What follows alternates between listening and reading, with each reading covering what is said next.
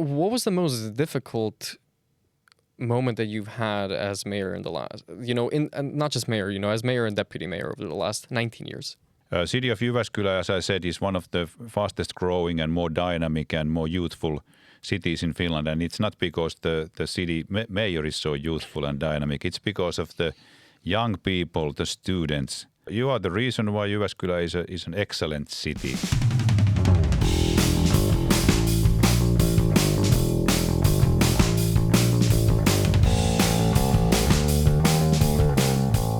Tervetuloa. Welcome to the JYU for You podcast. My name is Irfan and I'm your host with the most glasnost. Today we're joined by the mayor of the city of Jyväskylä, Timo Koivisto, who shares his journey to Jyväskylä with us and how he became part of the leadership of the city of Jyväskylä. We then transition into a conversation about the difficulties that international students face coming to Finland, coming to Jyväskylä, and in what ways the city of Jyväskylä is trying to support international students and actually enable them to stay in the city, find employment, find happiness, and have a meaningful life. We hope you're going to enjoy our little conversation with Timo. Cheers. No niin, oletko valmis? I'm ready. Okay, perfect. So let's just get one big thing out of the way immediately. Mayor Koivisto, Mayor Timo, or just Timo? What's the preference? Timo is the preference, Okay. no mayor. See, that's something that I gotta say. I always appreciate that in Finland, and that's one of the big things that they tell you when you're moving to Finland. No, everybody's gonna be on the first name basis, and that always kind of made me think, oh no, wait, it's not everybody. So I guess it's I think you're the highest level of leadership that I've communicated with in Finland, and I can still go with first name. So I appreciate that. Yeah, of course. I think it comes from Sweden. Actually, they were on the first name basis in 70s or something like that, and that was strange in Finland back then. I've been really? told. So I can't remember it, but we have followed them in this. In the tradition. Yeah, probably. Do you have any idea when that got adopted in Finland? No, but it's very. Well, you don't go on the first name basis if there are elderly people. Yeah. Then what's the word? You teititellä. You use the formal version of yeah. But otherwise, maybe and the president would be somebody or maybe ministers also when they visit. But mostly they are younger than me, so it'd be strange. Yeah. If I don't concentrate, I will go on the first name basis immediately. See, what's kind of funny to me is whenever I go back to the Balkans, even like 18-year-old or 19-year-old kids are going to be like, Mr. Dermick. And I'm always just okay. Please don't call me Mr. Dermick. That just makes my back hurt even more than it does on a daily basis. Yeah. It's different, yeah. It's a different vibe.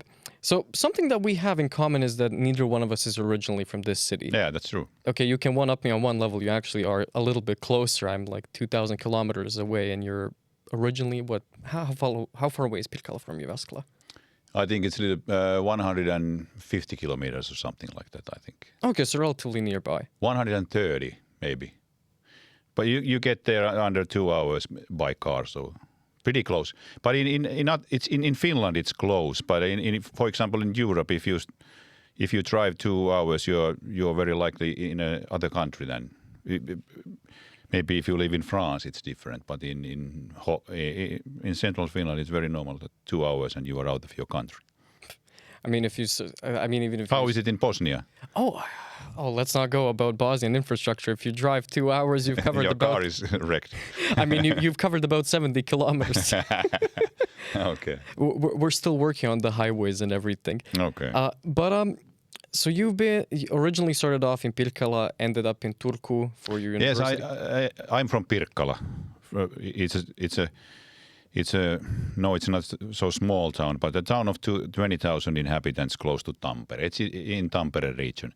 If you are from Pirkkala, you talk like people from Tampere, and you feel like you are from Tampere, even though people from Tampere will tell you that you are from Pirkkala, not from Tampere. But then I studied there, and I graduated from the high school, and then I went to study law. And there were two possibilities. So third was Rovaniemi, but it's in Lapland, so it wasn't really a possibility. Turku and Helsinki, and for some reason it was always Turku for me. I wanted to go to Turku. I don't know why, but I never considered Helsinki seriously. I just knew that I want to go to Turku. Okay, that's kind of interesting just because when I was looking into universities in Finland, I had this, I have absolutely no logical reason for this other than when I saw Helsinki, I was like, yeah, no, I don't want to go to Helsinki. And even my brother asked me like, but okay, you want to go to Finland, but why not Helsinki? I'm like, I don't know, I just have this gut feeling. There was something about it. I'm not even sure whether I had a gut feeling. I just wanted to go to Turku. I mean, I didn't have a gut feeling that there's something wrong in Helsinki. For some reason, many people in Finland don't want to go to Turku, but I want it. I mean, especially people from Tampere.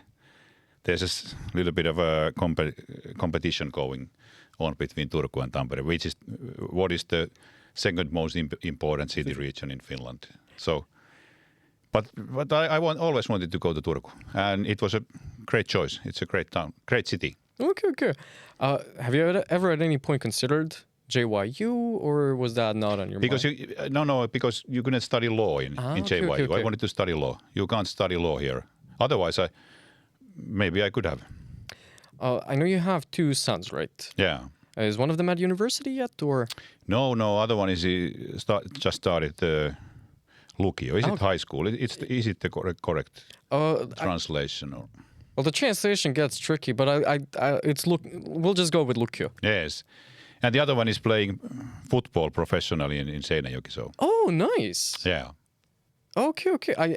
I mean, you were pretty sportsy when you were younger. Not saying that you're old now. You're still a young man in my book. Well, I was very enthusiastic about sports.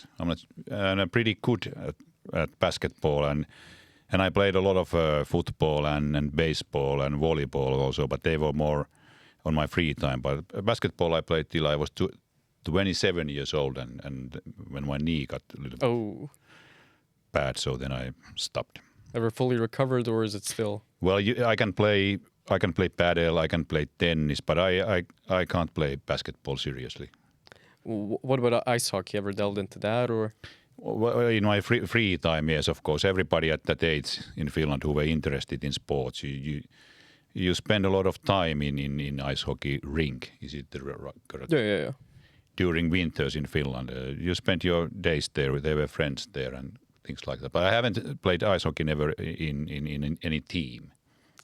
Okay, speaking of teams, how do you feel about JYP this season? Has the season even started?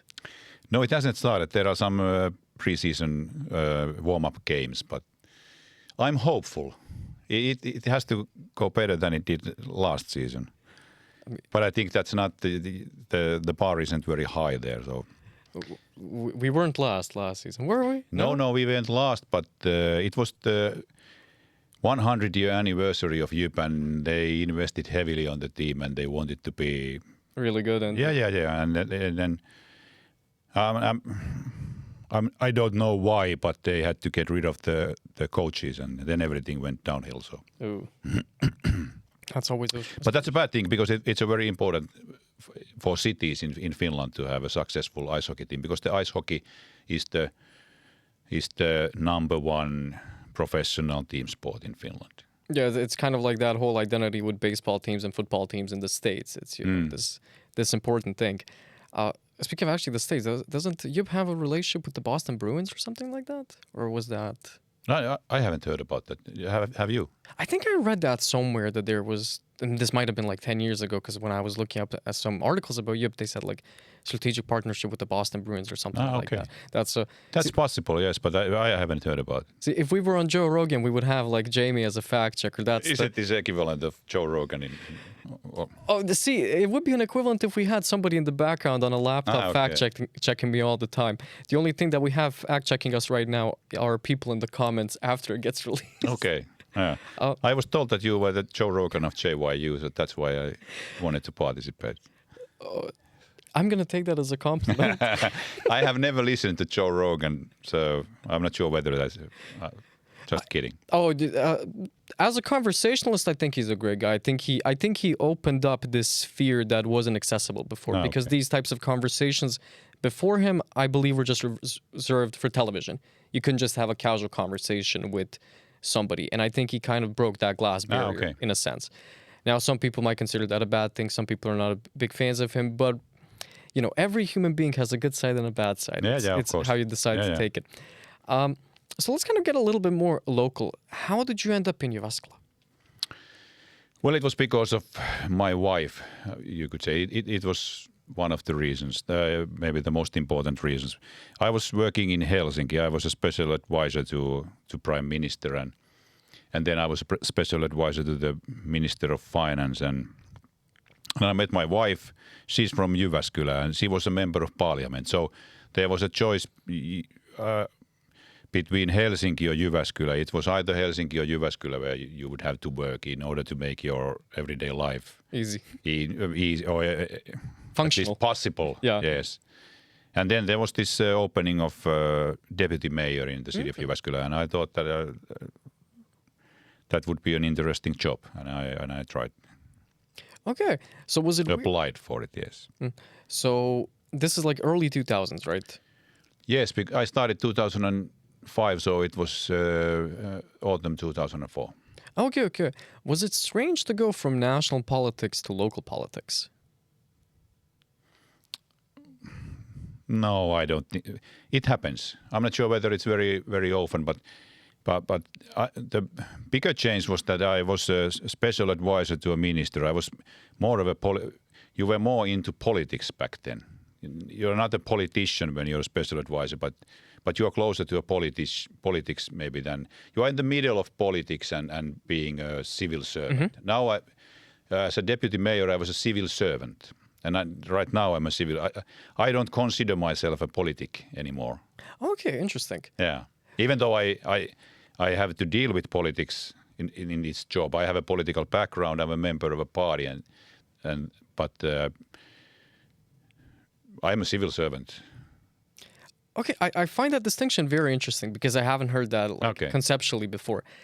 Because in my mind, every other place that I've lived with or had a connection with, the concept was the mayor of a city is usually somebody who's born in that city and who is basically part of the most dominant party, and then there is a public vote usually. That's how it usually is around the world and in Europe.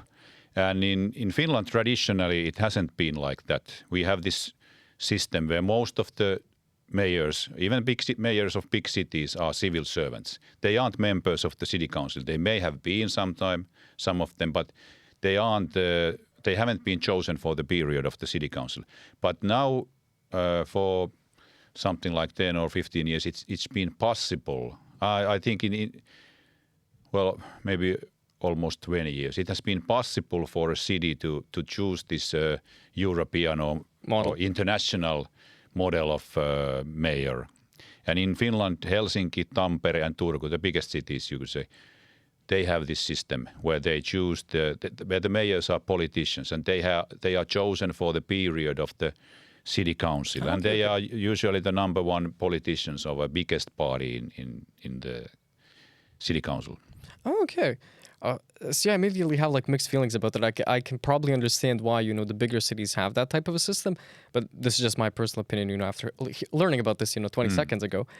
I think there is this maybe nice framework if you have it as you see yourself as a civil servant, more like, ally to the city and less, immediate, political affiliation to a party. Yeah. Or maybe I'm being a little bit too, US-centric when I think about these things. So 2 decades in like top leadership, correct? Both as deputy mayor and now as mayor. Almost 2 decades. 19 years, yeah. Wow. Yeah, it's a long time when you put it like that, yes. And 6 more years Did left. you have to mention it? Did I just make you consider retirement? So should I not say how many more years you have left? Should I not remind you of that? Well, I have an 8-year period, as you know, and I have only my second 8-year period as a mayor, and I have started it. I have 1 year down and 7 more to go. Oh. But maybe they will reduce my sentence if I act is it badly or properly. That's the question.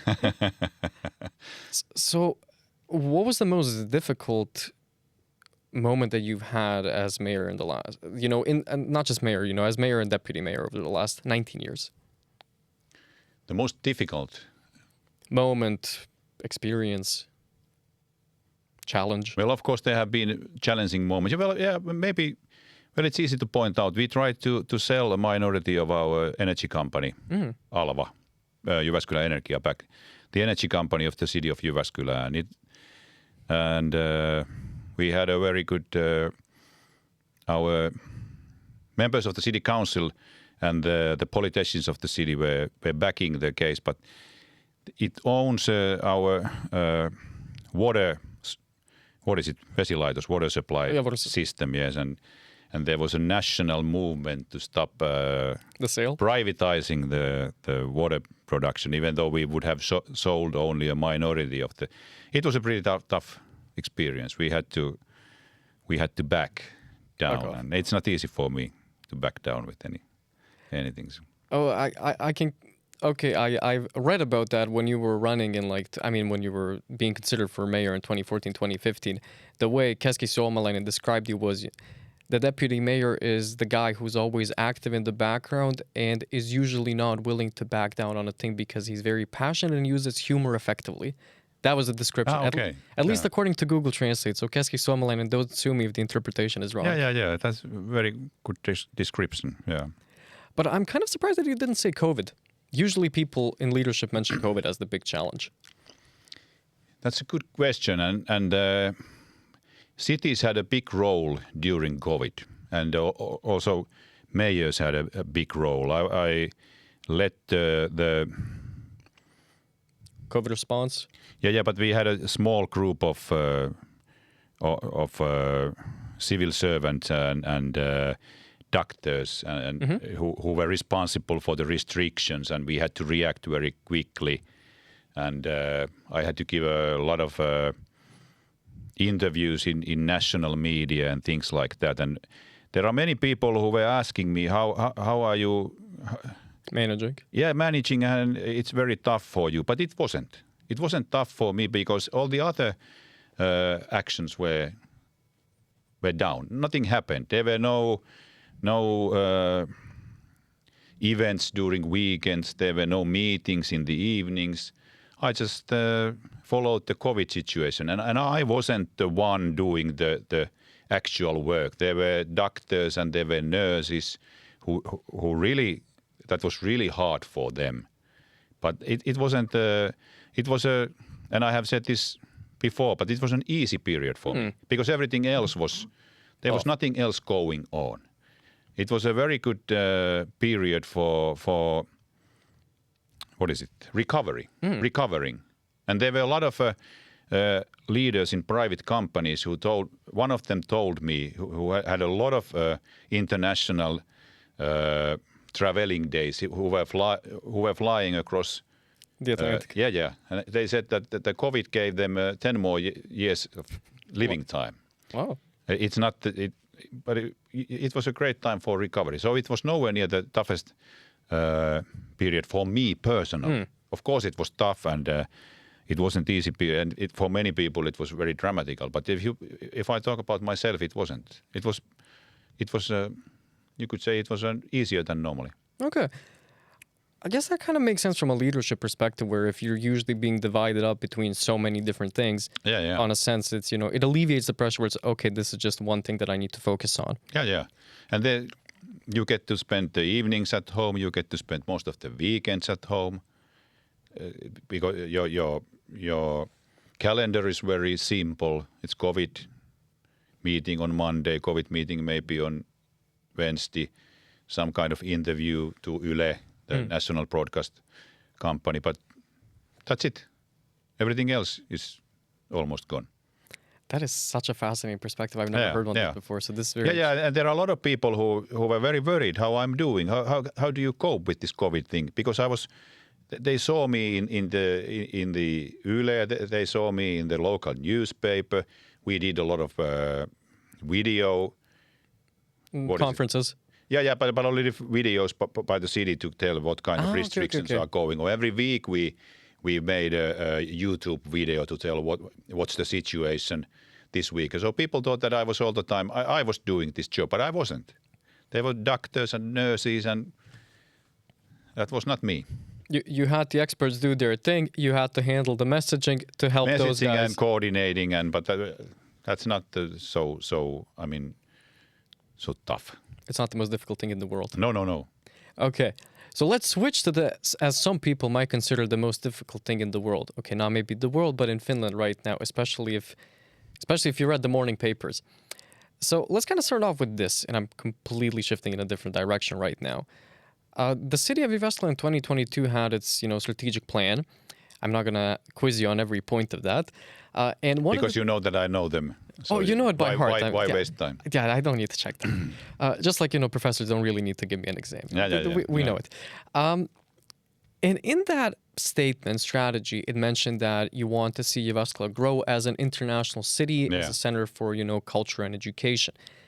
And I think from that, a lot of this messaging about internationalization within the city evolved.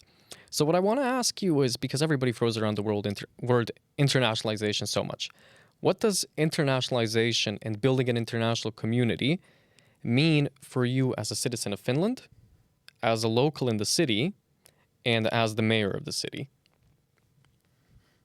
Well, if I start with as a mayor of the city, maybe it's the easiest. But it's a necessity. And, we want the city of Jyväskylä. Jyväskylä is one of the growth centers in Finland. We don't have many. We have 5 or 6, and Jyväskylä is the 5th. Kuopio area is there.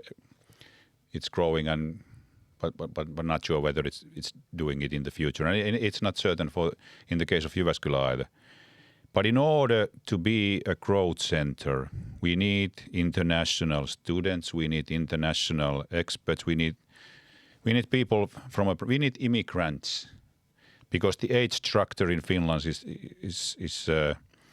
we are one of the oldest countries in the world, and we are the oldest country in EU, but at least one of the oldest, and in top 2, I think. But anyway, we need people to get to Jyväskylä and to Finland to even to keep the society running, to keep the standard of living as it is now. And as a mayor, I have to do. I need to do everything that's within my powers to make it possible. What does it mean? That's complicated. It's not very easy. You maybe have a better understanding of how Jyväskylä appears as an international point of view. But at least we need that the people from abroad can feel welcome in the city of Jyväskylä. There have to be jobs, there have to be possibilities to study. Our educational institutions, especially University of Jyväskylä and University of Applied Sciences, will have to be able to be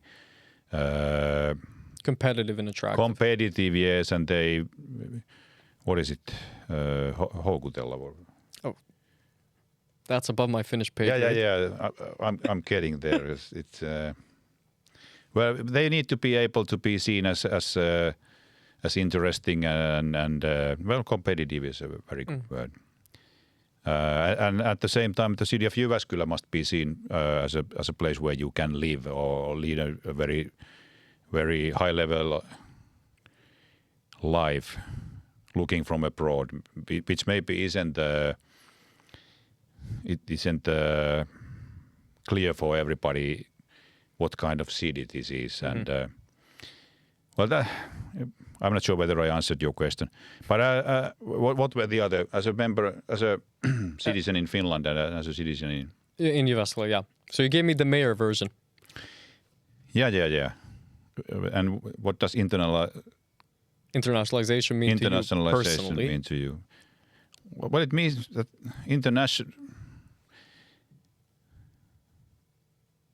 I think it's normal. It's something that should happen. It makes as a citizen, I think international cities or international country is much more interesting than a country which or a city which isn't international. I think for me it's something that's happening and has to happen, and it's a positive thing. I'm not sure whether I answered your question, but you can ask more detail. No, I think this is one. I think the fact that attract was the word. Jyväskylä must be able to attract people from abroad. I could feel the excitement in remembering the word. Trust me, I understand that. Whenever I had to say it, even though we went past that. We got to prove a point. We got to prove a point. So I think it actually makes sense that it's difficult to give a clear answer to a question like this, because I'm an international student, and if you ask me what internationalization means to me as a private citizen coming here, essentially as an immigrant, international student, whatever, I could give you like a half an hour dissertation and still not give you a concrete answer. And I think it's one of those untangible things that might mean different things to different people. But I think the fact that you do have a clear picture as a mayor, I think it's very important. Because it's one thing, what do you think as an individual, which as far as I can understand, you do view it as a net positive and necessity and a reality of like, okay, we're part of a global community as a country. It's a normal thing. I, as a citizen, am okay with it. I like it. And it's a positive thing, even though I weren't the mayor.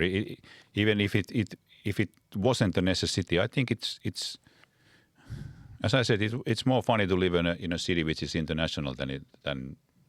And there are a lot of cities that I don't maybe or towns in Finland who maybe don't have a possibility to be very international even. Yeah, at the very least, the more international environment we have, the more interesting restaurants you can get. Yeah, that's a very good point. As the bare minimum. But something that you kind of said, which I think is really important, you say that international people are welcome in Jyväskylä. And many of them would say, they even say that in surveys, is that they don't feel welcome in Finland, which I think, I haven't seen. And I meant that they should be. I'm not sure whether they are. And we should do better, for example, to get jobs for international students who graduate from our universities. Not to throw them out as...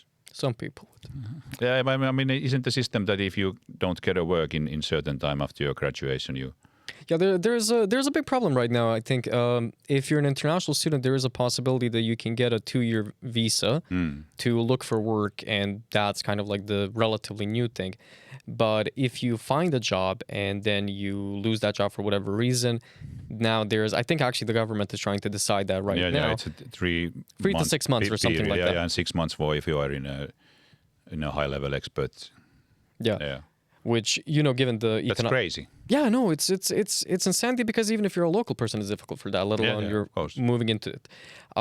Okay, I wasn't immediately going to take you to this, but since you opened that can of worm, so you're aware of the fact that international students within the city have a problem of finding a job. Yeah, I am aware. Okay. Yeah. So has the city done any sort of research on how many students, graduates, would even want to stay in the city? Is there any data on that type of stuff?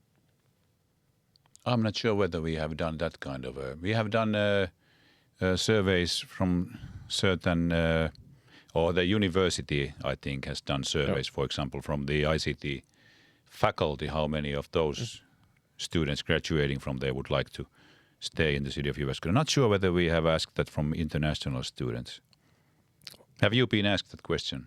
I have only, but by JYU, so. Okay, yeah. So that's an idea for the future. Yeah, but we are aware of the fact that many of, and most of them would. Maybe we have seen, probably we have seen, and still a lot of them don't even get a trainee possibility. And that has to do, and not the city of Jyväskylä as an employer is doing enough in this sense. I mean, it's a cultural question more, and I don't think that it has to do with the. I'm not even thinking that the people have some kind of problem with international people or people from different cultural backgrounds. It's more that they feel that it's more complicated. Yeah. You have to, for example, use a different language, and you have to adjust. It's easier. They think that it's easier, and that it's easier to deal with people with similar background.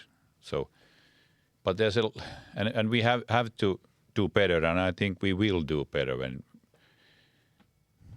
we have to do better. And there are examples, for example, in Helsinki and Turku. I think there are a lot of sectors in many service businesses that 90% of the new employees are international. Well, I actually didn't know that. Yeah, like in restaurant sector, and there are a lot of areas I'm not sure about this, but a big majority of new employees are international. Okay. So kind of going back to what you just mentioned about that the city isn't doing enough. It is the biggest employer, as far as I understand. Second biggest now when we have these welfare areas, but yeah. Oh, okay, very big. Okay, so then the website needs to be updated. Yeah, but it was it's a very recent change in our but that's not relevant. Yeah. It is a very big employer. We have almost 5,000 employees.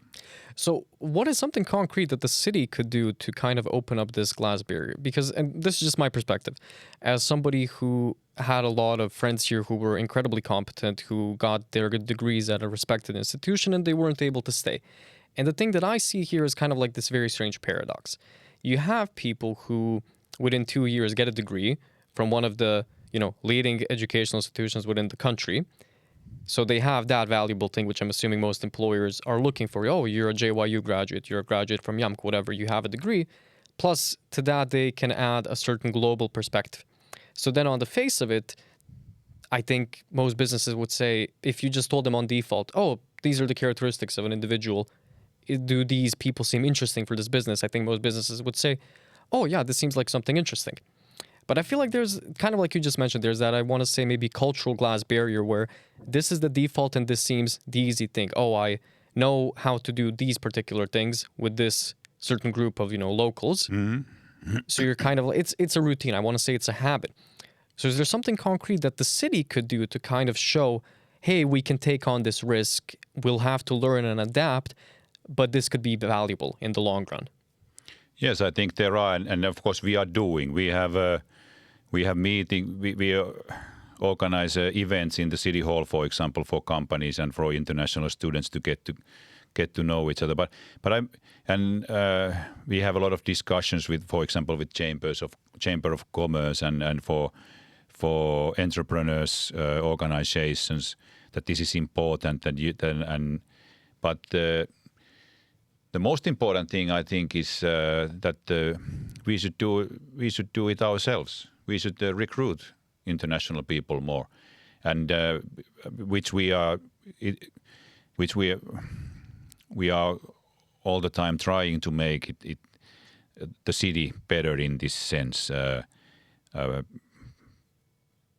I'm pretty sure, I have no statistics, and I'm not sure whether there are concrete cases, but the same cultural problem. Maybe we have the same people who make recruitment decisions in working for city. They need to be trained. Trained, yes, and they encouraged to make those decisions. They are the same kind. They are same kind of people as everybody else, and as a city we have a bigger responsibility in this, and we are doing. We have anonymous. At least I think we have tried this anonymous recruitment process. Okay. These kind of things, and I think we are getting better all the time. But as I said, that I'm pretty sure that we aren't very good at this either, or we could be better. Is that something you can try to commit to? Yeah, definitely. Yeah, I mean, we are doing it. I have talked about this to our HR leader a couple of times and many times, and this is something that we have to do better. It's not only the only reason is not that we need to show good example, but in order to be able to recruit people to the positions in which we need employees in the future, when people are, because of this age structure, we need to be able to get international people. Then we won't have good enough employees if we can't recruit international people, or if we can't attract international people to work for the city. Yeah, because I mean, demographics are a fact. You got to figure out how to deal with them, and this is one of those ways. And I also think the city itself has a great opportunity for growth. And you guys have been working on a lot of economic initiatives, both now, the Toyota deal and this data center and everything. And there are going to be people who will have to work in those places. And now there's also, this might be a little bit of a distraction from the main topic of Did you see that interview, that statement that Lindsey Graham made, the U.S. senator who visited Finland recently? I may have read some news about it, and I have read, but I'm not. Oh, so the particular thing is he mentioned that he would like to see a center of excellence in Finland on artificial intelligence and quantum computing. Ah, okay. Which then the Ministry of Defense mentioned something in May that they're not 100% sure what they want to have that, but I guess there's some conversations about that. At least, that's what I read. And the immediate thing that I thought to myself was, oh, what is a place in Finland that has the infrastructure and intellectual capacity to have a center? 700 yearly graduates from the ICT. So the second biggest number in Finland after Helsinki and the area is Jyväskylä, and that would be an excellent addition to our business life. So we'll have to lobby for that a little bit. But even if something like that happens, there is going to be the necessity of, everybody who's trained, both, domestic and international people, trying to get into that. So kind of like on some maybe concrete steps, and this is just kind of me throwing it out there. I know that we have attempted to have, on the city level events where students meet different businesses and whatever. But is there a chance that, we could try to organize a big job fair where I think there's just like this human element that at times is missing. People just having the kind of like the conversation that we're having right now. You can see somebody's perspective a lot better from a more casual conversation. At least that's my opinion, instead of something formalized. So just having like a larger job fair where we get graduates, students who are in the city. And it doesn't just have to be international students. It can be both international and Finnish students, because we have some sort of recruitment fair in Jyväskylä yearly, but I'm not sure whether that's but of course we could have that kind of. Maybe something like broader and larger. Yeah. Because I think that's where kind of what you're saying, the city can take the lead there, and the city has the awareness for it, and we can have something bigger. I think we definitely have the awareness for that. We are just looking for the right measures to make this change. And it's a good idea. Maybe it would be a good idea that it's not for only, as you said, that it's not only for international graduates, because we should have it should be a normal situation that it doesn't matter whether you are an international student or a Finnish student. Of course, the Finnish students probably speak better Finnish, but otherwise that shouldn't mean anything. I mean, in most of the jobs you don't need to have a perfect knowledge of Finnish language. That's I think a big one, that there are a lot of conversations about that. And I'm personally on both sides of that debate. I understand why, for cultural reasons, you want to have the language of the country, and it's good for the people that they know the language. It's for the integration to the society. It's of course, well, it's easier to get a job, of course, but otherwise also it's easier for you to be a part of the normal life and the society if you know the language. But it's not a necessity, and especially it's not necessity employment-wise. I think a lot of people are going to be very happy to hear that. I mean, your perspective at least on that. Because I do think, especially, coming from the fact that if you have the skill set to do a job, I mean, of course, there are some situations, I mean, you need to have the language. But I think if somebody is given the chance to have a job, then they're automatically going to be more encouraged to actually learn the language. Because if you're sticking around here... And it's the very good way to learn the language. Exactly, when you're working in the coffee rooms, you talk about your everyday... What's the better way to learn the language than you have it? You have to use it in your everyday life. Exactly. Even though if the business language would be English. Actually, I had a kind of a bit of a personal experience. I was working temporarily in the physics department last summer, 2023. And I was in an environment, they had this workshop, and most of the staff could, they can all speak English, but every now and then they would say something in Finnish and whatever. And I think my Finnish was probably on the best level at that time, because for a month I could get to hear them in the background. I was like, oh, I can, at some point you start to recognize stuff. And also a lot of the time, at least this has kind of been my experience in the city, a lot of people appreciate it when you try to use the language and they're willing to help you out. The amount of times I've tried to order something in like one of the restaurants and I completely butcher it, and they ask me like, okay, which word were you looking for? That one. This is how you say it. I'm like, well, wait, thank you. This is like, I'm a big believer of integration on the ground. There's, this esoteric idea of integration. Here, let me give you this information, blah, blah, blah. I don't think that works. I think it's, let's sit down, let's have a conversation, let's do it step by step. And that I think is also important in general globally for all the international people that are coming into the country to have that perspective. Like, try to actually work on that integration on the ground and try to have a little bit of a broader perspective, because I think Finland also has this maybe unlucky situation, and this is me kind of jumping a little bit on the stuff that I read this morning on the news. People are moving here for the first time. This might be the first country that they have moved to, and they have a perspective that is completely unrealistic. And I think it's important for people to both adjust their expectations. I think it's always kind of what Kennedy said: ask not what you can do, what your country can do for you, ask what you can do for your country. So I think on some level, we as immigrants have the responsibility, okay, what can we do for the society? And what are our appropriate expectations? But I think that should be reciprocated on the other end. And I think that's kind of like something that we can work towards. So since I know that you got to leave relatively soon, I'm going to ask you one important thing. How do you feel about the economic future of Jyväskylä? Are you optimistic about it? Yes, I'm optimistic about it. We got screwed by the government in this reform of healthcare. It should have been a neutral reform from the city's point of view, but they took 30 million more of our income than our our budget. I mean the costs. So that's causes a little bit instability in the city's budget. But that's not the most important thing. The most important thing that the companies in the city area are doing well, and the number of inhabitants is growing, which means that we have more people able to work for this company. And I see that if we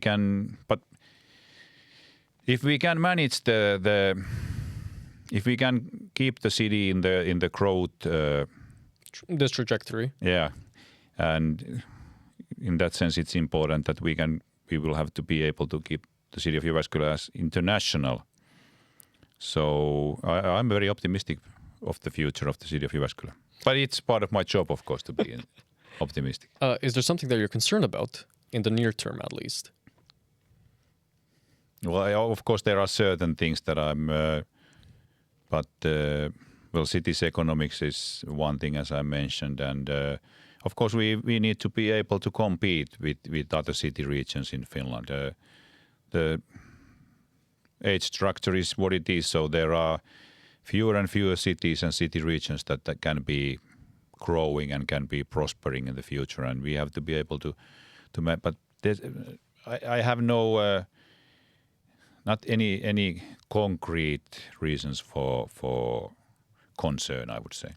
So it's not the end of the world. You don't see that type of an issue? No, definitely not. So now we're not on CNN. We don't have it's not the end of the world anytime soon. No. So since the school year is starting, or depending on when this episode releases, it might already have started. Okay. Is there a message that you have for both incoming international students, so those people that are just now coming to the city, for students who are continuing their studies and who might be graduating soon, and also international students? Yeah, international. Still, yeah, international students in particular, and also for all of the local, native, domestic students. I never know what's the most appropriate term. Native students? You mean students from other cities, for example? From other cities from Finland, yeah. Do I have a message for them? Yeah, for all. Yeah, I do. You are very important for the city of Jyväskylä. City of Jyväskylä, as I said, is one of the fastest growing and more dynamic and more youthful cities in Finland. And it's not because the city mayor is so youthful and dynamic. It's because of the young people, the students. And you are the reason why Jyväskylä is a very nice and what's the correct word? It's an excellent city, and we appreciate you participate in the city life, know your value. If you have some problems, contact the city, contact the politicians. We want you to enjoy your stay here in the city of Jyväskylä, and we want you to stay here even after your studies, no matter whether you are international or from some other part of Finland.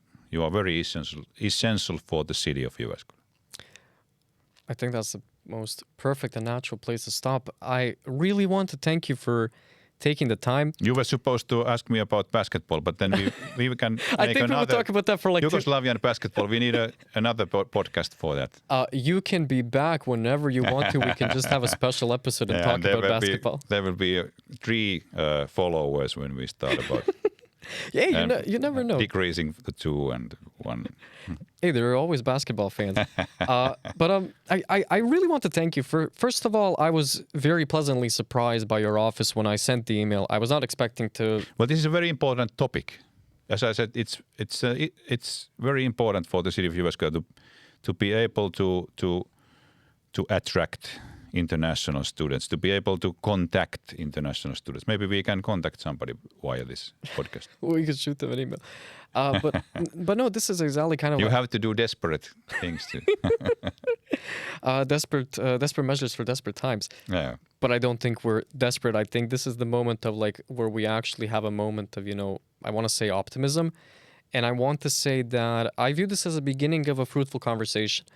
I believe that your willingness to come here and your willingness to show that you're able to have these conversations, to think about these types of problems, I think it shows both international incoming students that they do have a future here, despite whatever you read in the media has their own angle, and also for, local students from other parts of Finland, this is a city that accepts them and wants to have them here.